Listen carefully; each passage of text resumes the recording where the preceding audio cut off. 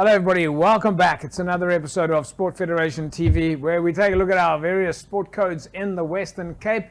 Very active at the moment now that most of the folks have returned from holidays and the events are getting going and school holidays are coming up shortly as well, and there's going to be several more South African championships coming up, and we'll be talking to our sport codes about those activities. One of the very top sport codes in the Western Cape is of course climbing, and climbing has had a lot of success in the province in the last few years. Back in studio with me, Nadira Tavata Nordia is back with us. Nadira, nice to have you back. Nice to be back. Thank you for having me. And Vanessa Clark. Vanessa, nice to have you. Thank you so much. First time for you, Vanessa. Yeah, first time. Yeah. Nadira, we got to play catch up quickly first. How's climbing been going since the last time we saw you? I mean, I'm happy to say that it's only been growing, both in the Western Cape and outside of the Western Cape, but of course we're focused here. And it's great to see that we're having a lot more grassroots involvement, which I think has been one of our goals for a long time. Yeah. So, getting up more to schools, more open days for the schools, and How just do you trying do to see a climbing at a continuation. school? When there's no climbing wall at a school. How do you do an open day at a school? Or do they come to you? So essentially they come to us, we essentially expose them to what climbing is, and then hopefully they go back to mommy and daddy and say, mommy and dad, we want to choose climbing as a sport, and then they join outside of school. So I just found out today that you guys got another climbing club in Belleville. Vanessa, Hang Time Climbing Club, is that right? That's correct, yes. And this is your club? Oh, I'm the general manager of the club. Yeah, very small, very community driven. We have a little bit of everything, so all the different disciplines of rock climbing. What do you mean by a little bit of everything? What's a little bit of everything in the world of climbing? In the world of climbing, we have three main disciplines that we do indoors. So there's bouldering, which is usually shorter walls up to a height of about 5 meters. We don't use rope for that type of climbing. You would typically land onto gymnastics mats that will provide protection for your falls. Yeah. Then we also have sport climbing, which is what we traditionally think about when we think about rock climbing, on the ropes, nice high walls. So we offer that, and then we also have speed climbing. So at Hang Time, unfortunately, we don't have a speed climbing wall. And that is one of the very exciting forms of climbing to watch, is when watching two climbers race up a 15-meter wall. Very exciting. So I think the only speed climbing wall we have in Cape Town is at City Rock. And you have another club in the observatory area now as well, called Krag Central. Is that Correct. right? It's called Krag Central. Yeah. That is a bit more focused towards power climbing or comp climbing, as we'll speak about in a bit. What's power climbing? It's the same, it's climbing, but it's focused more on more difficult grades. So not necessarily power climbing, but just harder grades. So it only starts at, I think, 6A or 6B, which most climbing gyms will start at a much lower grade. So they're seeing themselves as a training center. So you spoke about a lot of grassroots development, a lot of growth into the world of climbing.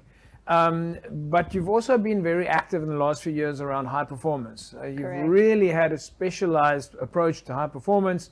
Guys like Chris Allen leading that picture, but also bringing other experts into the high performance space, like Paddy Upton and those kind of guys. How's the high performance impact been now, considering it's 3 years on since you guys had this really specialized program? Is it working? Impact? Oh, it's definitely working. Yeah. Definitely working. And I think we see that in the medals, reflection in the medals, when we have our various competitions throughout the year. Western Cape tends to dominate across the board in the different disciplines. So I think the answer of whether it's working is a definite yes. And it's a testament to the hard work that Chris Allen and the rest of the team who's involved in high performance. Truly, they put blood, sweat and tears to it, and it's great to see. I mean, even at the awards, I think we're constantly nominated as one of the best recreational sports to do. So we're definitely doing something right. Vanessa, talk to me a little bit about disability sport within climbing. This is one of your objectives, is to grow the disability elements of climbing. Absolutely. So it's something that doesn't really exist at the moment in South Africa.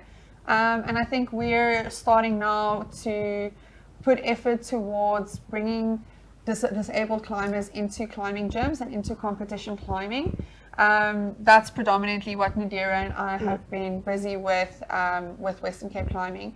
So at the moment, we're very much in the infancy of that, but we would like to definitely educate the public that there is this possibility of rock climbing regardless of any impairment that you might have. Yeah. So we're definitely now grassroots starting with that, trying to get new athletes to come and try the sport, come and see what we have to offer as far as paraclimbing. And obviously with a long-term goal of eventually sending athletes to Paralympics, to Special Olympics. Those would be the long-term goals. But for now, we are just trying to get those athletes to come and give it a try.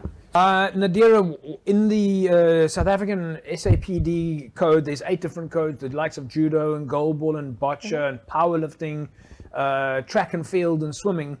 So there's quite a few codes in the physically disabled, but also then we have intellectually impaired, we've got deaf sport, blind sport, within the disability commission side. How do the different codes or grades work in climbing? So in climbing, it's obviously set by the International Federation for Sport Climbing, which dictates the different disciplines, and they're obviously fitting in with the International Paralympic Committee.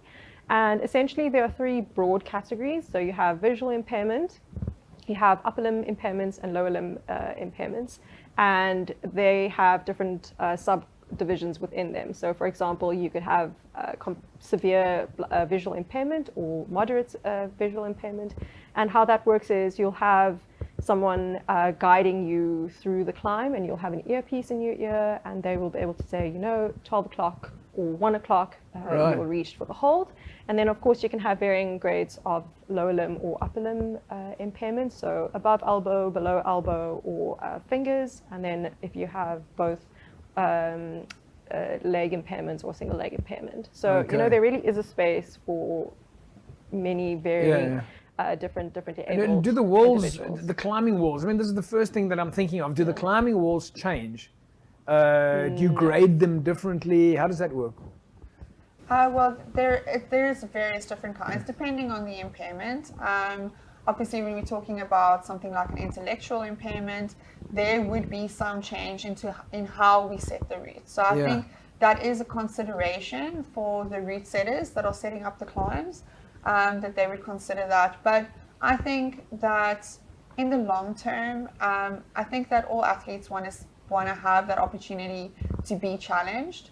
So we definitely still want to make sure that when we do set these routes up for these climbers, that they are still being challenged, because that is part of what is so enjoyable about the sport, is that. So we definitely want to make sure that they're physically demanding the routes, but that they still fall into the realm of being accessible.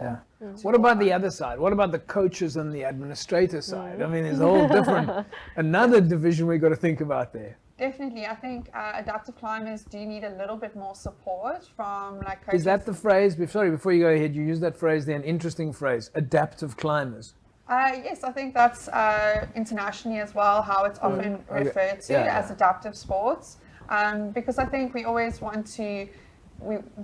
know that people are capable of doing these things, and we know that this is a possibility for people to excel at.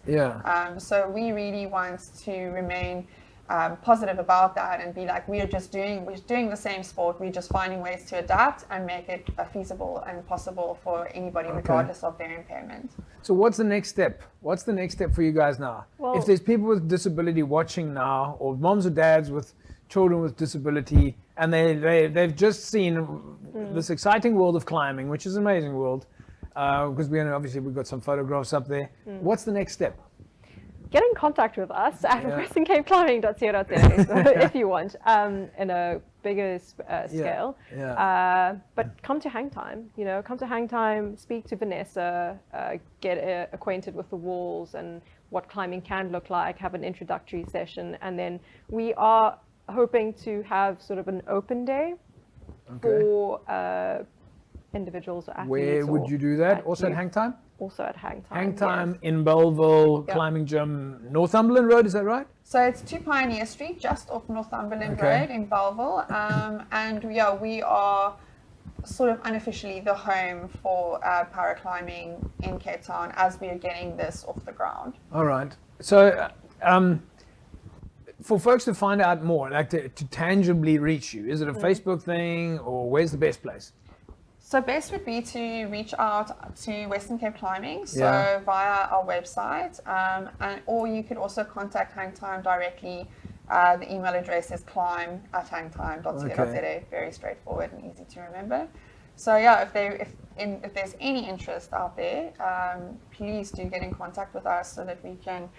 I make think this for the possible. youth or the Gen Zs, you can just reach us on Instagram or Facebook. Yeah. If you're still on Okay. Facebook, yeah.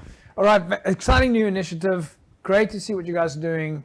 Disability climbing, set to go upwards. Yes. Yeah. So well done, guys. We can't wait to see what comes next. I think that it's a great adventure. We've got to get you guys back in to find out more. Cool. We'd Thank love you. to. With that, we'll say goodbye, Nadira. Thank you for your time, and we'll catch up again soon. We will need. And Vanessa, we'll see you at Hang Time. Thank you so much. Right, folks, there you go. Western Cape climbing, disability climbing, in action, getting started. And if you want to be involved in any way, shape, or form, whether it's as an athlete, as an administrator, as a coach, get hold of Western Cape Climbing and get hold of Hang Time Climbing Gym specifically and get involved. There's a place for everybody in the world of sport.